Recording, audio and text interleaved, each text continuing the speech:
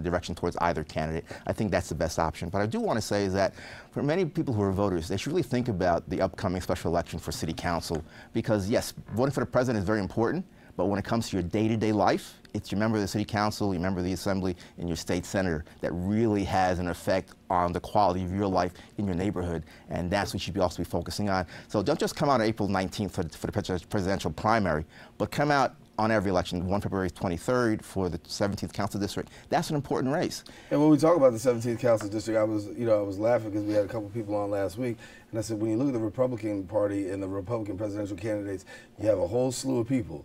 You looked at the 17th and you saw a whole slew of people. How do we see this turning out? Well, I think by next Monday, the 8th, the Board of Elections will hold their hearings.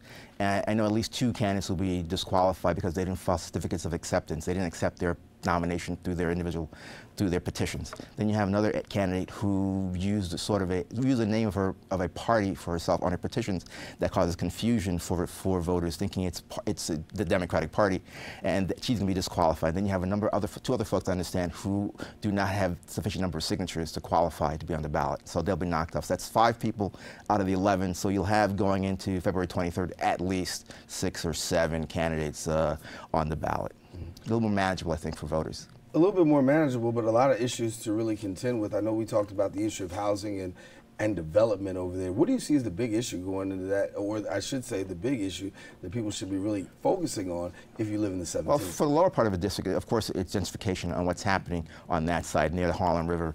Will they be bringing in higher incomes, middle class, that would push out current residents? And not because the developments themselves will do that, but the pressures of the market. Landlords who are unscrupulous want to try to get the higher rents by trying to ease out their lower paying rent tenants and doing legal things to move them out.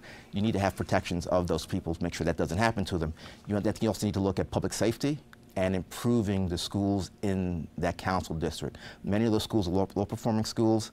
Many of the middle schools are horrible, and so therefore many of the students aren't prepared to go to high school and then to do well and to graduate on time. I think those should be the real priorities of the council members. It's public safety, it's housing gentrification, and it's also education. Mike Benjamin, that's why we bring you here. Thanks a lot. All right, thank you. All righty, Michael Benjamin here with us. Now listen, I want you to stay tuned to Bronx Net. You'll continue to get continuing coverage of that 17th Councilmatic District race. The actual debate was actually held here on Bronx Net Television. We ask that you continue to stay connected to us and your local list.